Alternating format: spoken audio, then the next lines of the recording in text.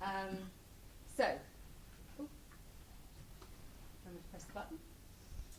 Storytelling is becoming more immersive and experiential in some forms. So I want to dig into some of the questions that we're thinking about today. Particularly, do we need new paradigms for thinking about story? Is a traditional three-act story structure still relevant?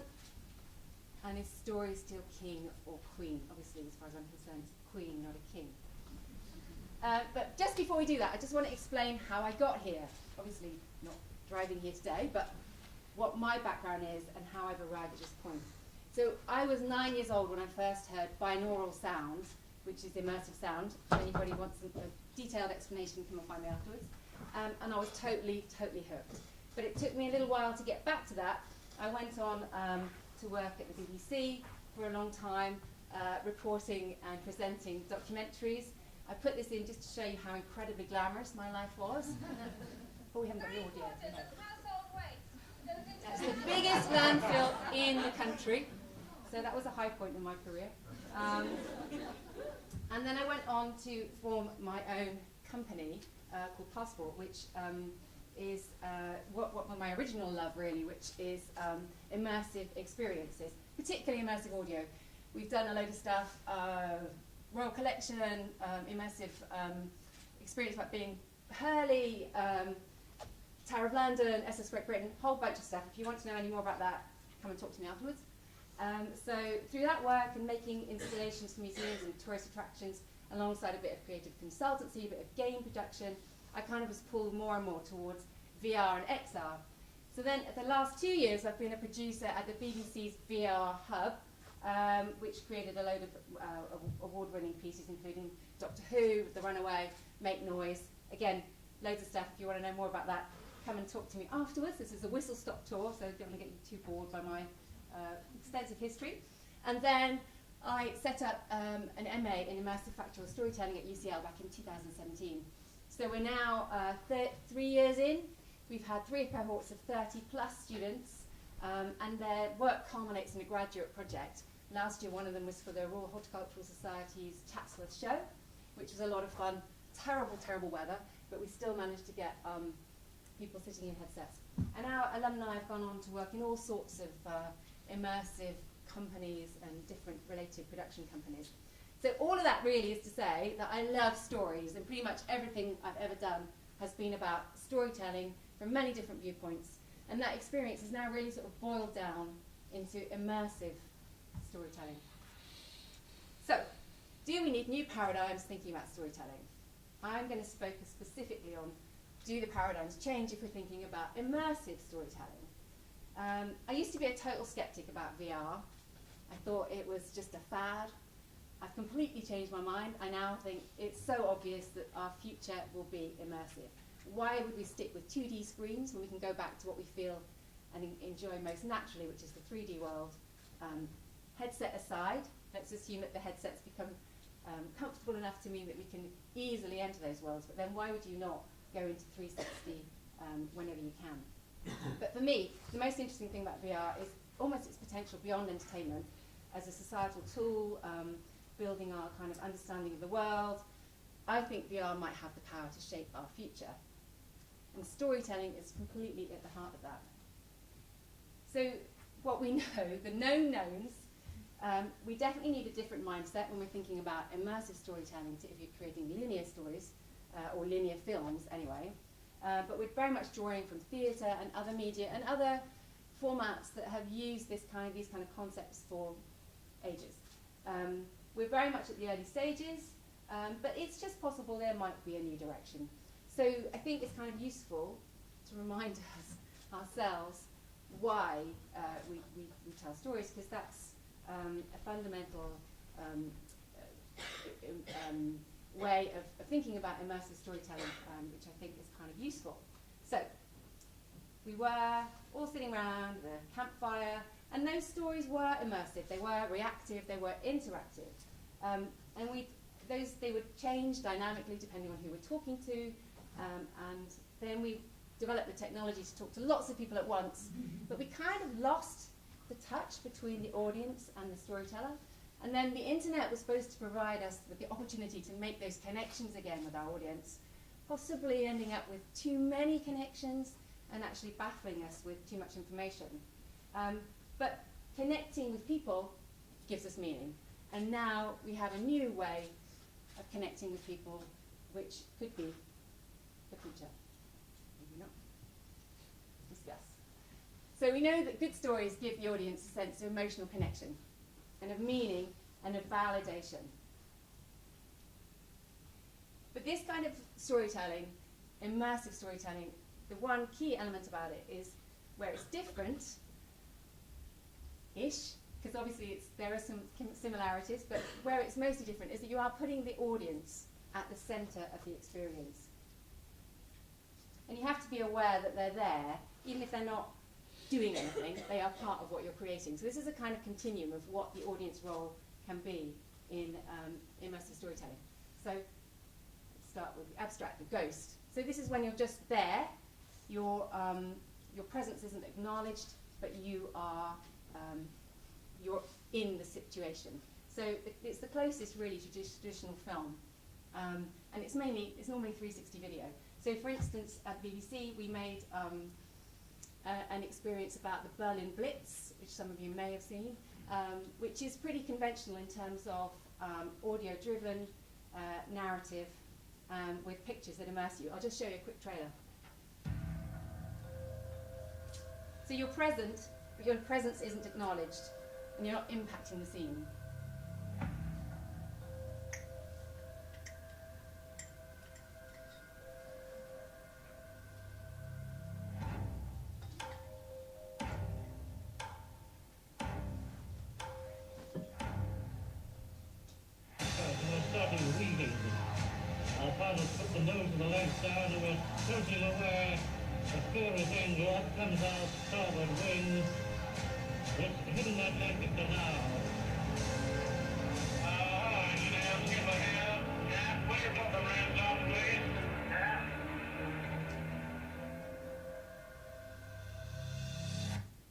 So a 2D trailer doesn't do it justice because it's actually a headset-based experience.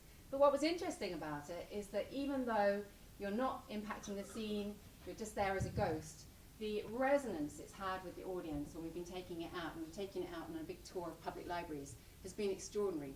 People are really coming out feeling very, very moved, and there's been real impact from that story. So even if you are at the sort of ghost level of interaction, it can still be very powerful. So let's move along that continuum. We get to you, or a version of you, where you are acknowledged, you're present in the scene, but you still don't have any impact on it, perhaps. But you recognise yourself, like a tennis game, if you were playing a tennis game in a virtual sense. And a sort of example of that is, again, one we made for BBC about Congo. If anybody wants to see any of these experiences, do come and see me afterwards, and I'll tell you how you can access them. But this one was basically, took you down Congo, in the company of the Africa correspondent, and occasionally he'd look at you, and one time he even offered you a cup of tea in the experience, which people again reported that they were moving, they were shifting, because they had the sense when they were in the headset that they were going to touch knees with somebody. So they really felt they were actually there, even though it was still a very non-interactive form of immersive storytelling. So we go further along, and now we have a version of you, which is basically you, but you have some fictional attributes, which means you can do all sorts of cool stuff in the world. I was recently very lucky to hear from Moen Leo, I hope I pronounced his name right, who's the narrative designer of Vader Immortal. I don't know if anyone's played Vader Immortal yet, but if you haven't, you really should.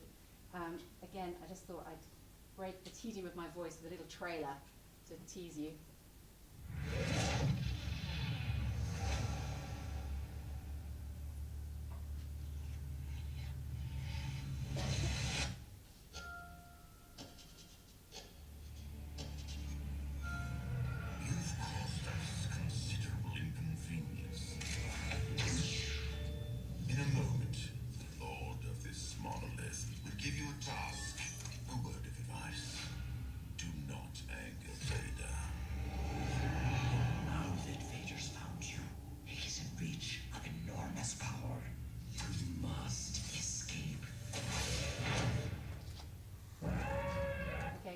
Leave it there. You get too immersed and then you won't want to talk to me or listen to me.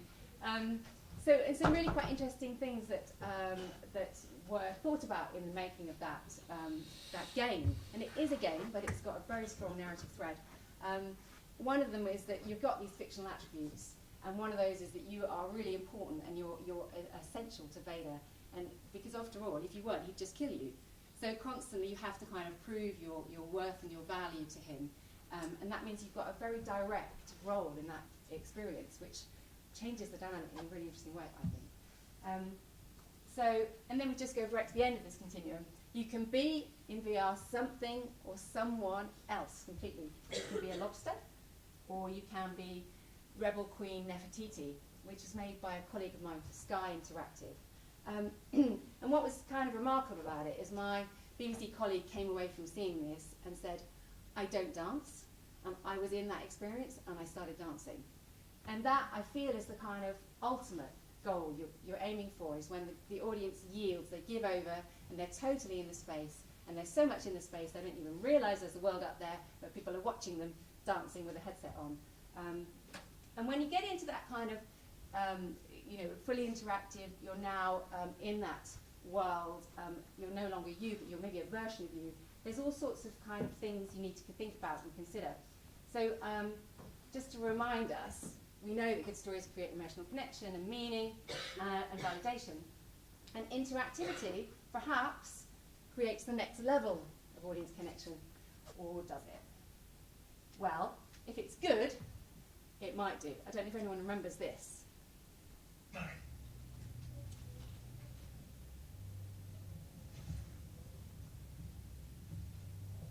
anyone seen this? Does this look familiar? My old man knew the score. I apologise for the language, by the way. He always say, you can't make money from a prison cell or a coffin. He's spot on. So that's a little clip from London Heist, which was a Sony PlayStation game released back in 2016, which is an eon ago in virtual reality terms. And the amazing thing about it was that you light that cigar. I mean, the long clip shows me fumbling around, dropping the lighter, picking it up, all while the dialogue is going on. Then you light the cigar, and then if you inhale, the cigar glows. And if you exhale, there's smoke. And you go, whoa! And it's the first, many people have found it, I as well, for me it was the first time when you actually felt, oh my goodness, this is totally convincing, I can absolutely be there. We've moved on, let's fast forward to my favourite game of the moment, Vader Immortal. And we've developed a lot since 2016. We know much more about how to interact with the audience and how to keep them at the centre of the story. So one of the things that Moen talks about is every scene is infused with direct interaction. Vader looks at you, he references you, or he might even hand you something to keep you engaged. So you're always there. You've never got a moment to question whether what you're experiencing is real. So the audience is a character in the narrative, and that means they've got some freedom to explore the narrative through character, or at least an illusion of some freedom. But you can't tell the audience how they're feeling. Oh, sorry, I'm jumping on. But you have to remember they may not choose to complete the narrative, which is a real challenge for storytellers. It's a kind of living story, and the authored story has to be in the service of the audience's story. These are really tricky issues, I think, for writers and storytellers to figure out, but very interesting ones as well. And if the audience is the character, the audience and character knowledge have to match. You can't tell the audience how her character is feeling. They have to feel it themselves. So you have to create the mechanisms within that experience that will make that person feel what you want them to feel, whether it's loss. That emotion has to be created. With film, there's a gap between the character and the protagonist and the audience knowledge, but in VR that's not the case. As soon as you put the headset on, the story starts. There's no opportunity for doing backstories. So it all has to be contained within the experience, which again is a big challenge. And it's incredibly intense being in a VR experience. Ideally what you want to achieve, we were talking about before, when you yield, you're in that flow state, you've got into a whole different type of experience and type of mindset. But then when you are in that, if you can get anybody to that, you're physically, because you're blindfolded, and emotionally incredibly vulnerable. And And so there's a real important need, there's a real need for trust between the creator and the person in the experience. And it's a really delicate relationship. I was hung once in VR, and I'm still, recovering from it. Oh, God. You can probably tell. But it's a real opportunity for sort of very, very nuanced, subtle emotional storytelling, because you can just tweak one little element and change the experience completely. And so it's this kind of idea around this participatory narrative. The story, it advances through interaction, and the interaction motivates the story. If you can get this right and get the audience deeper into the narrative, then it gives them a much more, they give themselves over to it, and of course they have a much more meaningful experience. So, moving on rapidly, is the three-act story still relevant? Well, we know that there's different narratives, and we've been talking about them already today. Obviously people are trying out branching narrative, but tending to give a sense of choice, but then return to fixed points. Generally that seems to be the way it's working best. Then there are experiences like this one, Marshmallow Laser Feast, which apparently has no narrative. It's pretty abstract, but I would suggest it still has a design arc. It still has that element of change and conflict, which make it compelling. And then the sandbox narrative, which again we've already been hearing about, just a different term for it, where there are all these elements out there, and the player can choose their way through it. But again, I would suggest that those are designed to, I've just chosen a very retro example, designed to, for the player to find a narrative and create their own narrative within it. So, just a reminder, good stories give the audience a sense of emotional connection, meaning, and validation. What the really clever guys over at Baobab have done with their Asteroids VR experience, if anyone's seen it, is not think about branching stories, but branching emotions. So you are a secondary character, you as the audience are a secondary character in this scene. And you have two options. You can interact with the scene, or you can not. If you do interact with the scene, you can become the hero. And these little guys come to you and they give you all this wonderful praise, and you feel really great after it. If you don't interact, the scene still plays out, but someone else is the hero. They solve it themselves, and they just ignore you. And it's really subtle, but it's really powerful, and it's very like the sort of way that real life kind of goes. So I think it's an interesting idea to think about branching emotions rather than necessarily branching plot. And that means that you need to think about VR experiences as a kind of emotional story mapping. You want to achieve a simple, intuitive interaction, but that achieves a really complex, nuanced reaction, just like real life. The choices in life are never about turn left or turn right. There's always much more to it. And so I think one of the most successful ways of doing that is kind of taking nodes from real life and then augmenting them.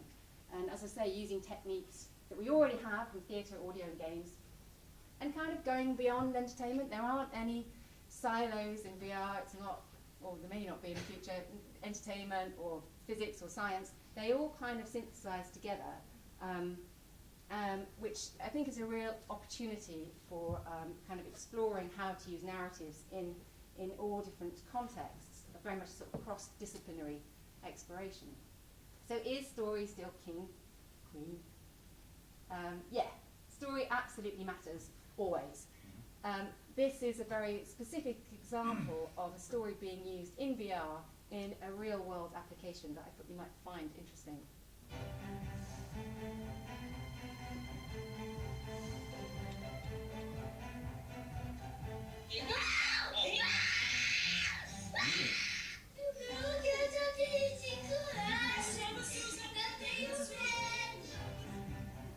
This is VR Vaccine. The VR Vaccine is an immersive adventure where the children become a hero about to receive a powerful shield. And what the children experience in the virtual world is matched step by step by the nurse that follows the story on the second screen. All simultaneously, calming and entertaining the children while helping the nurse to better perform in the vaccination. They get the jab when they get their badge for being a hero. Don't quite know what that's doing to the psyche of the future generation, but it's quite interesting. So, where next? Maybe we are moving away from the archetypal hero journey. Maybe we are moving to something new, where we're perhaps thinking less about extractive narrative, where we're going and imposing our narrative, and more about emerging narrative. I mean, for those game players amongst you, you know, emergent gameplay has been around for a long time, and one of the frustrating things about it is it often kind of lacks that emotional impact that you can get with some more linear games, like Minecraft is a good example of emergent gameplay. But you know, I think it is a really interesting proposition that actually, if we are able to achieve this kind of flow state with this different experience of another universe, for want of a better term, then you know, perhaps there are opportunities for new narratives to emerge that will not be dictated by the creator, but will be a sort of co-creation, which makes the whole area really interesting. Mohan Leo of Vader Immortal says he reckons in the future there'll be worlds that generate the story, so there'll be no need to sit at the keyboard and write all of it, which again, you know, is a fascinating idea to play with. But I think, you know, in order to be compelling, there still have to involve the key elements of emotional change or development that leaves its mark on the audience. So in a way, the fundamentals of storytelling remain intact. I'm going to stop. I was going to show you a little film about some amazing reactions from audiences from BBC libraries, but I'm just looking at the time and realising I'm eating into Martin's time, so I won't show you that now. And I'll just say, thanks very much. So, hello everybody, thank you for coming.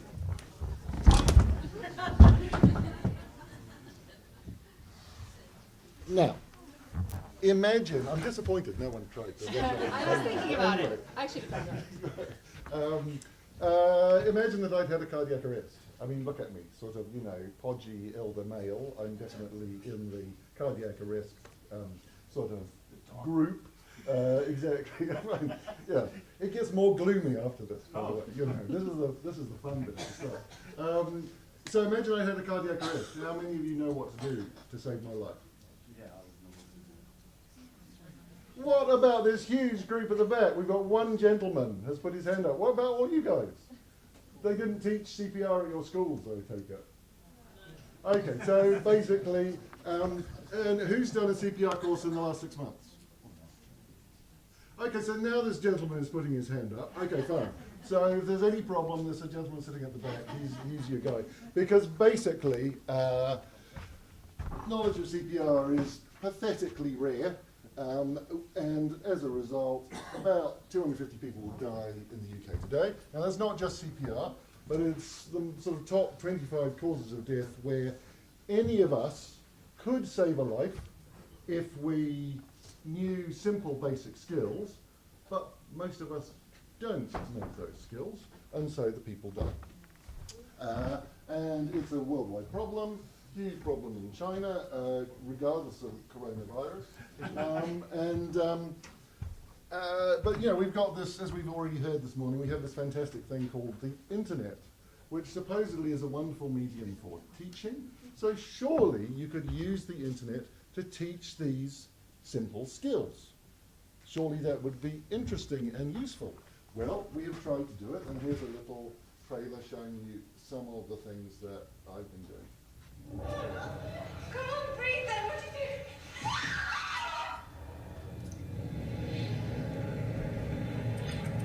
Call for an ambulance!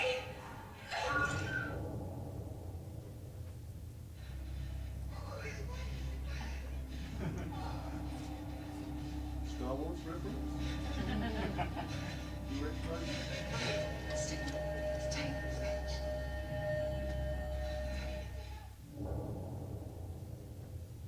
Isn't that the ambulance? Shouldn't we just wait for the ambulance people to arrive?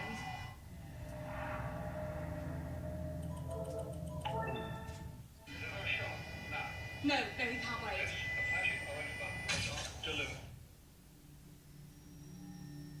Are you thinking about suicide? What did you get? But you hardly know me, come on.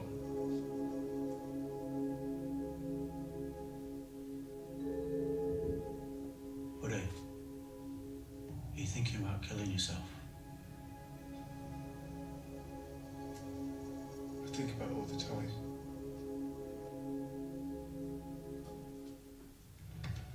Alex, guys, come in here. Mr. Ryan? What would you do now? put Mr. Ryan on his side, or try to get him to respond to you?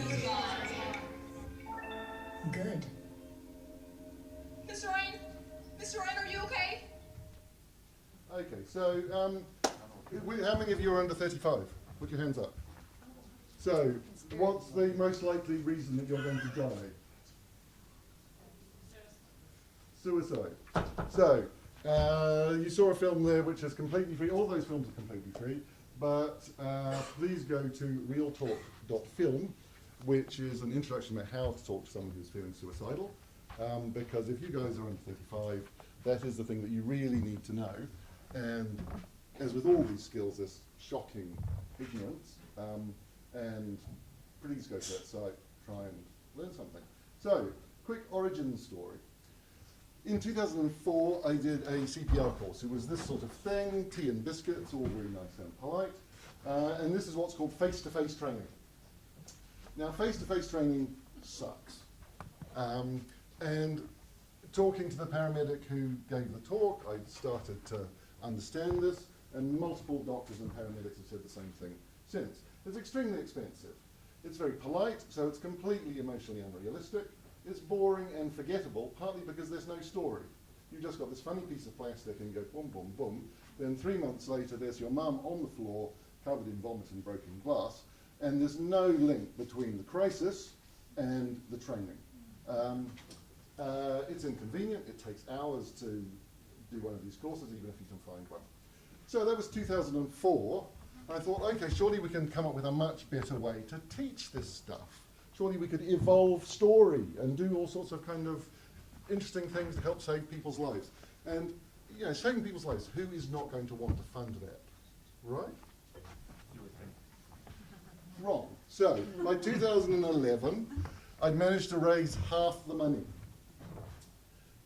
from something called the UKTI, which gave me 50% funding, which was very nice.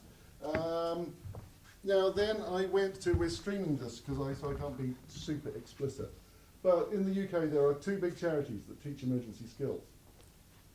I went to one of them and I talked about this fabulous new way that we could teach people to save lives. And I had an interesting meeting with a nice guy, and then I came back with the feedback, which was no. But I wasn't daunted. I found another charity, which you also all know, and told them about this fantastic new thing we were going to do, and they didn't even give me a meeting. It was just no right away. So this is just relating this to the idea of the evolution of story. One of the points of my talk is that if you are, especially if you are a young person and you are thinking, whoa, I'm going to evolve story, it's going to be fantastic, don't expect people to welcome it. Because unevolved story has lots of fans, as we will find out. Okay, so I found a tiny charity called the Resuscitation Council UK, which significantly did not have a business based on teaching people how to save lives. It was just a bunch of doctors. They said yes, and so we made Lifesaver. We use the power of film, but we turn viewers into doers. So here's a choice. So this happens, will happen hundreds of times today. Guys collapse. No one knows what to do. Let's say this is you. You're not a first aid expert. What do you do now? So here we've got a hopefully fairly straightforward choice. Get involved or try to help. Okay, now this choice. Do we do the health and safety thing and check for danger, or just run to him now? Madam. Anyone? Check the lead out. Run to them now. Get the hell out of them. Get the hell out of it. Okay, we don't have that option. Okay, let's try run to them now. And you get hit by a bicycle. Now, this is a choice that doctors get wrong all the time when they play this. So it's one choice, and it teaches you something you didn't expect, which is check for danger if you encounter an emergency situation. So when you do CPR, you do it by moving your device up and down 2 times a second. If you're too slow, the guy in the film will die. If you're too fast, the guy in the film will die. Now, why would it not work in schools? Because they want to kill the guy all the time. Let's have someone at the back. Why would it not work in schools? Huh? Madam, why would it not work in schools? Some people are immature. You might get beaten up by an No, more irate fundamental. parent. Think about devices. Exactly. Did you all have one person, one device at your school? No. I got talking to an American professor, doctor, and working with her, we developed this. This is Heart Class. And so this is taking the same approach, which we originally did for one person, one device, and we reworked it so that it works for a class of 30 people. We split the class into two teams, and each team competes against the other. If you're interested in playing it, we are going to play it this afternoon in a side stream. So if you want to learn how to save someone's life and see the future of storytelling, you can do both at the same time. Plus, we are also going to have the evil twin of Heart Class, called Mercy or Justice, which is similar sort of approach, but much more wicked. It's the multiverse, evil sort of demon version of Heart Class. Okay, so soft skills, as we saw, we've got suicide prevention. And so these are Lifesaver VR. Dinah has already talked brilliantly about VR, so I won't go into that. But we can do this in VR as well. Heart Class and Real Talk about Suicide. We've got lots of BAFTA nominations, that sort of thing. More than 1 million plays worldwide. This is Adam Kelly. What did this guy do?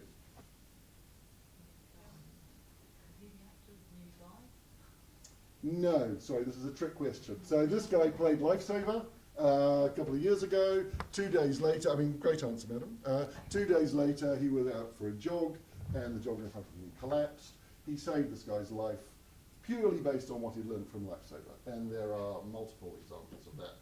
So we've had formal medical research comparing Lifesaver on an iPad with traditional face-to-face training, and it found that Lifesaver is 29% more effective. Now the reason I'm talking about this, again, future of story, lots of people do not want to fund you to have anything to do with the future of story. They couldn't care less, it's not their problem. What's wrong with the old sort of story? This sort of number is really useful to try to get people to actually fund things, because there's a modern saying, if you can't measure it, it doesn't exist. And certainly if you're trying to get funding for anything, that's what you will find. Heart Class, 46% more effective than traditional training. So, immersive film.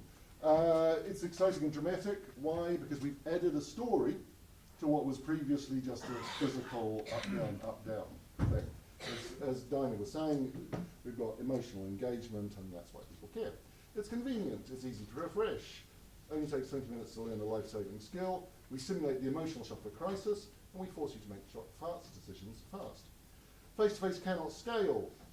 To teach 10% of the UK would take more than 500,000 face-to-face lessons. Immersive film can scale. Which brings us on to our second origin story. So, I went armed with all this fantastic data, which I've just claimed is what you need to get funding. Armed with this fantastic data, I went back to the top 2 charities that teach first aid in the UK. And I went to the head of innovation at one of them, and she said, that's fantastic, let's have a meeting. I love this, and I love your experimental data. So she set up a meeting with her and the same guy I had met 7 years ago. And the same guy I met 7 years ago was, as he had been 7 years before, very nice and polite, and then we got to our answer. So I wasn't daunted. I went to the other most famous first aid charity. Head of innovation had been installed in the intervening 7 years. She actually didn't reply, but she just put me straight through to the same guy who told me to get stuffed 7 years ago. And what did he tell me to do this time? He said yes. So, big organisations won't innovate against their cash cows, which is why I'm currently working on with some friends and colleagues on a startup called the Orange Heart. And especially anyone who is young, I urge you to consider creating your own startup, because that is the way that novelty gets funded, and many of the examples that Dinah so kindly show us are basically funded as startups. It's going to be the Netflix of literacy skills training, where everyone learns to save lives. According to our medical advisors, it's realistic to expect that if we can overcome this shocking ignorance, which is not your fault, but is the fault of an emergency skills training industry which is completely broken and not interested in the future of storytelling or the future of training. But if we could get just 1 million people trained up in the top 12 causes of death, they could save over 50 lives every day. So that's the sort of thing that the future of storytelling can make real. Let's hope we can make it happen. Okay, guys, thanks a lot. We'll take it from here. Okay, we're going to take over the CPR in 3, 2, 1.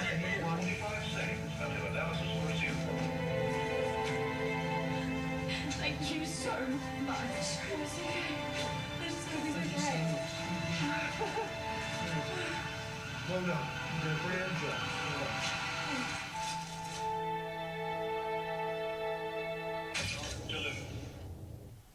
So thanks very much. I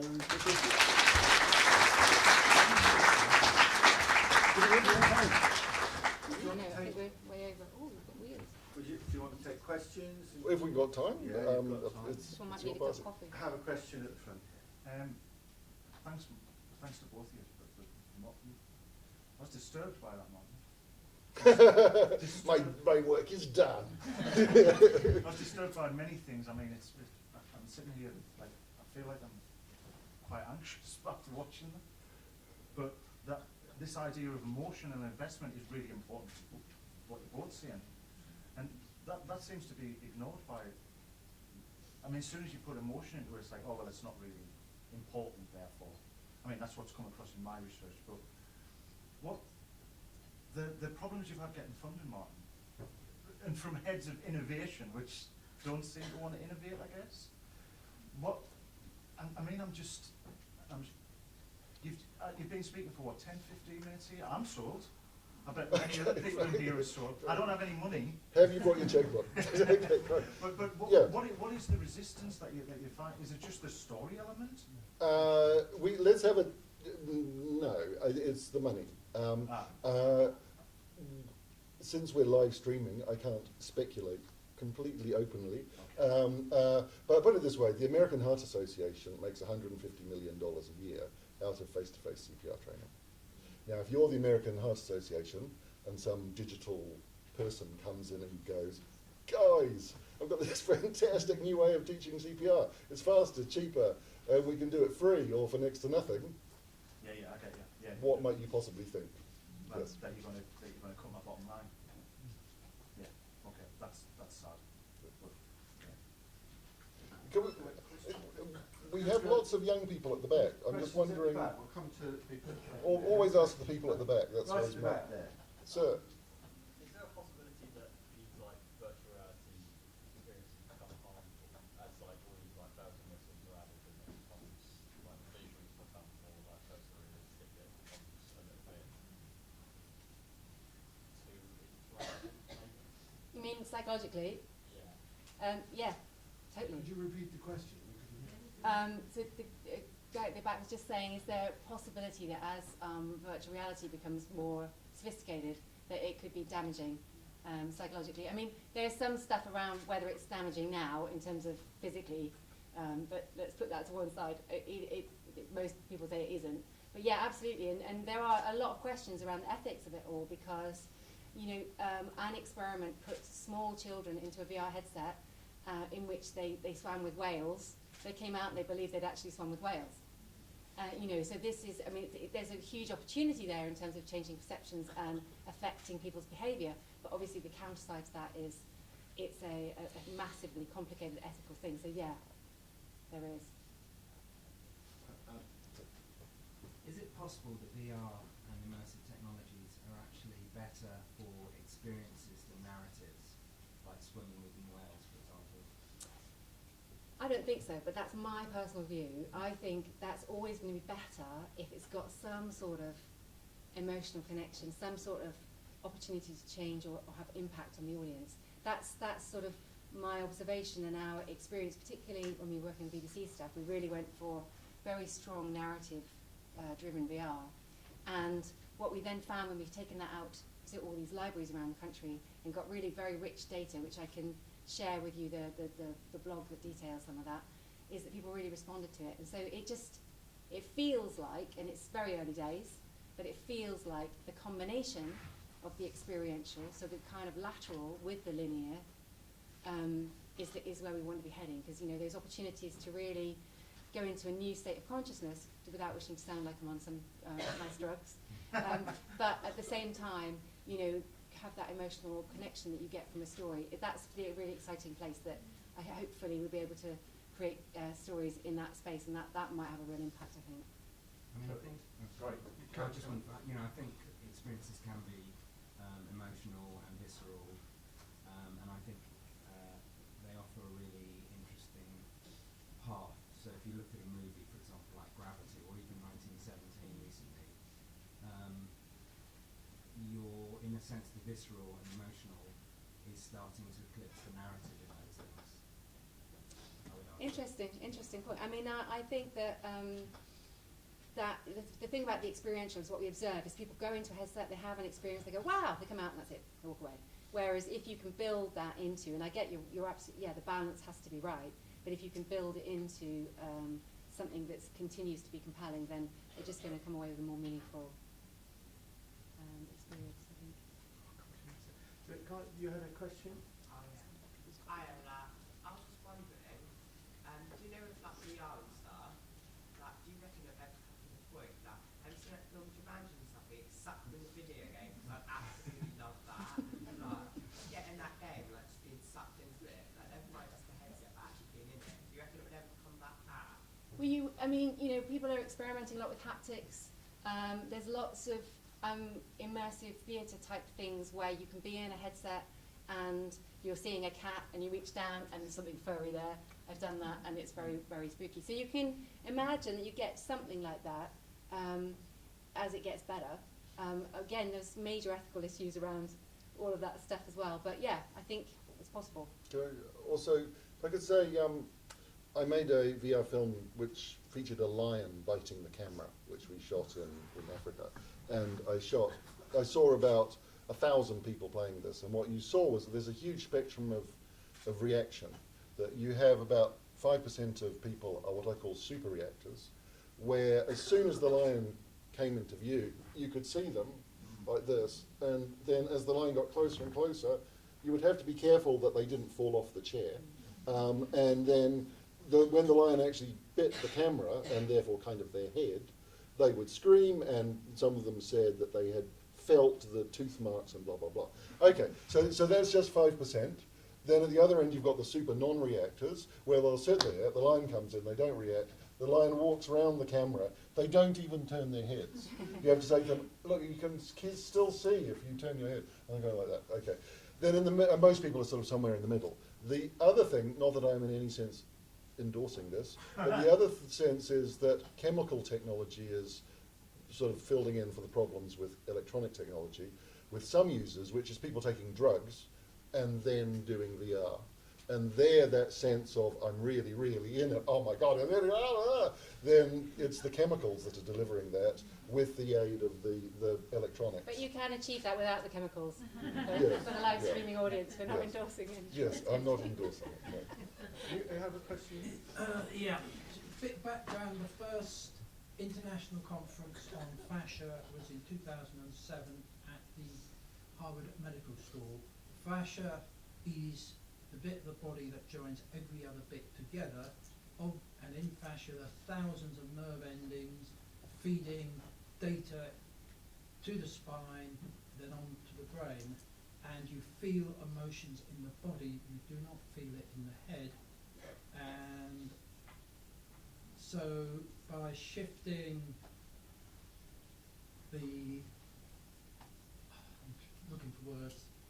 What the fascia state is how you respond with how you react to whatever you see. So is the storytelling going to be shifting to studies of the fascia and how it responds, so, and then you modify the story according to that? I'm struggling to put a question into a bit of data. Yeah, I mean, I don't know enough about this technical thing you're describing, but that idea, I think, about being more governed by the, well, not more governed, but being incredibly aware of the emotional responses and building that into the design of your experience of your story, that's definitely a place that people are understanding. They need to be more aware of that and sort of thinking about that more. So I think, yes, with the caveat that I don't know enough about the science that we're talking about. Right at the back there, we have a question.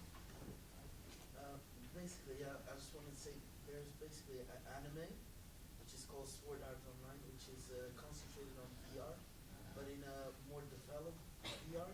So in the beginning, they start with the end piece where they get stuck in the game because the creator doesn't let them leave, and if they try to leave, they die because of it's something that's connected to their brain with the VR. And they spend 3 years in that game where they already they have houses and everything, they already have lives, and then they're able to escape. And a lot of it is the fantasy part of it, the story, but some parts are very interesting because they talk about how they start to lose the grasp of reality, and then when they come back, that reality is not their reality anymore. Their reality is what is in the game, and they still keep coming back to VR, even though they had that experience, as well as some in later parts of the anime, they use the VR for people that have cancer or are dying to ease their pain and their mental state, as well where they create a new world with VR inside hospitals and everything. And I just think it's very interesting relating to what they were saying with the previous question about the danger and everything else.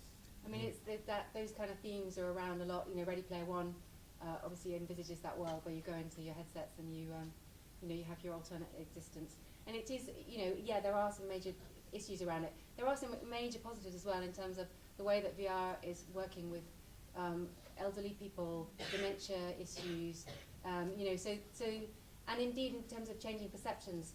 My colleague Mel Slater's been doing amazing work showing how you can switch people's viewpoints about race, about gender, using VR.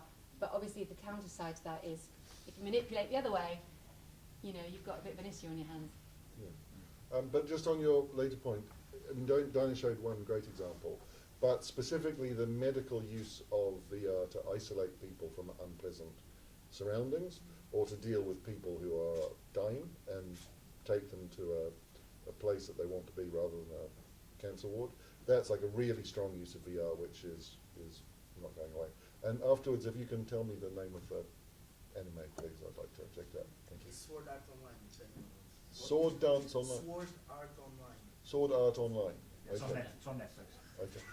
Cool. All right. Thank you. So, question here. You mentioned how earlier how VR takes inspiration with storytelling and stuff like theatre and video games and things like that. I was wondering, do you think that there would be a possibility where there could be parts of VR that being incorporated or VR kind of takes over because they're both kind of at the same kind of Yeah. I mean, there are quite a few immersive theatre experiences, like the punch drunk type stuff where you go, or secret cinema, you go and you go through the door with no number on it, and suddenly you're in the experience and you don't know what's going to happen. And there are elements and things like that where they ask you to wear a headset, and sometimes you're not wearing a headset.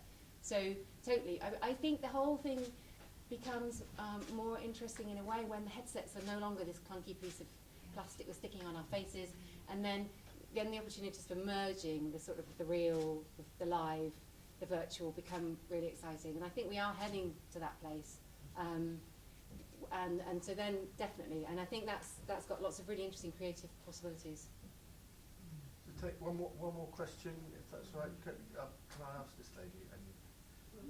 question is following on from Punch Drunk Theatre, because I've had the experience of Punch Drunk, and I think returning back to the thing about does a 3-act structure, or does the structure, how the structure works within that, because one of my experiences was to wander off in Punch Drunk and miss the main thing, and in fact I was almost trying to seek it out to see, well, you know, how far does this go in the building, missing the main event at the end. And I think that's for me is the issue around how within these worlds that we're creating, that people could still make sense. I mean, obviously if you're generating a sort of surround experience, you're in that world, but the storytelling element and how that pieces together in that, given that there are so many choices, how does that work? And I think that's...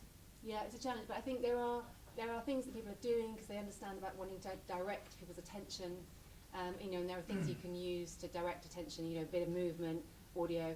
So, but I think it's an interesting question around this idea of emergent kind of gameplay type thing. You know, how much do you want to just create an environment and let people wander around? They will test the boundaries. You know, I think that's a creative decision one needs to take kind of in the style of the experience you're creating. And it is a totally a valid issue. So one last question and then we're going to break for tea. It's kind of a little bit of a question, a little bit of an observation, and that's that a lot of the things you're talking about have been things that the games industry has been tackling for the last 20 or 30 years, and they got the immersive worlds and tackled all that emotion and storytelling and all of those things.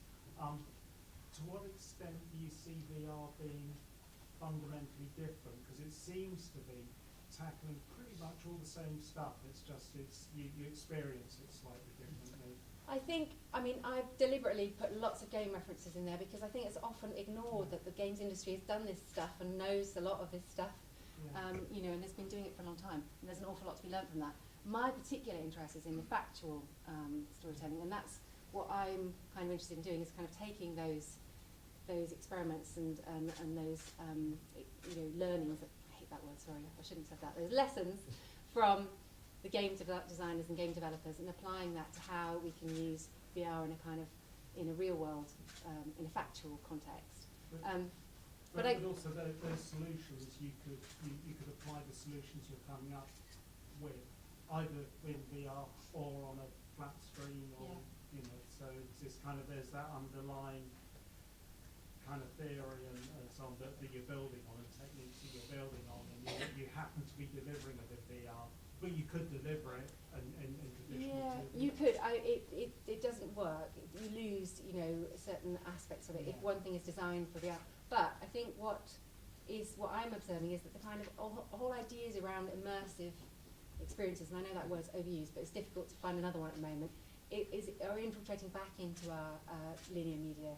So that sort of sense that we're in the experiential age, we've moved on from the information age, we're going to have spatial computers, you know, in the not distant future. All of those things are coming into our mainstream. So I think the ideas around immersive and that sort of emotional connection and trying to achieve that altered state, maybe, you know, are having an impact on our other media. So I think that's possibly where it's developing. I think maybe it's just it can be more intense with VR, because you're right in there. You'll still have all of those things you're talking about with the 2D screen, but maybe not quite as intense, because you do lose yourself in the game. But, you know. Okay, I'm going to have to draw that to a conclusion. Thank you very much to our panel.